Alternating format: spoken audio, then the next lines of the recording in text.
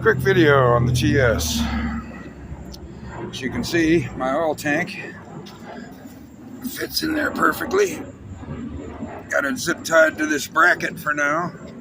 Support the weight here and on this side from the ears so it's not going to shift around any.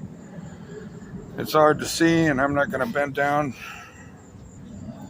But the oil line comes out right here, feeds down into the pump, which is behind this plate, which feeds up through these lines, one going to the main bearing, one going to the cylinder, which is why you do not use premix on these bikes because the main bearing will go out. These oil lines right here are critical. And the little ones right there with them banjo fittings, if those aren't getting fed oil, the bottom end won't last long. Just a little tip for anybody working on Suzukis. Other than that, I got my new fork put together, or fork stop replaced. Replaced the bottom triple tree. Everything went back together fine. Got the fender installed. Pretty much tied it up under here for now. I still have to mount the fender bolts. I found the rubber for them. Still got to find the rubber and the hardware for these mounts. Other than that, the only thing left is hooking up fuel. And for some weird reason, this carburetor, as you can see, is missing the fuel nipple. It's supposed to go right here. And without that, I can't feed fuel to it.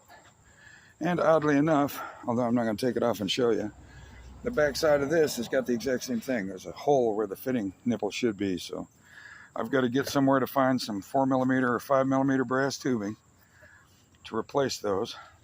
And of course, because, 2024, my local hardware store doesn't have the old K&S hobby metal rack like they used to have at every hardware store that would have exactly what I need. But of course, they don't have it, so now I've either got to drive somewhere the fuck across town or order it online and hope I got the right size. Fucking modern world. Anyway, other than that, she's about ready to rip. I've got to put oil in the crankcase yet. I've got to, once I put oil in the oil tank, I've still got to bleed the pump, but that's super easy. All I got to do is take off that plate, and there's one screw in there. You just remove it, wait till oil dribbles out, put it back in, you're done. And I can put the case back on. I've got all new case screws for it, new push rod.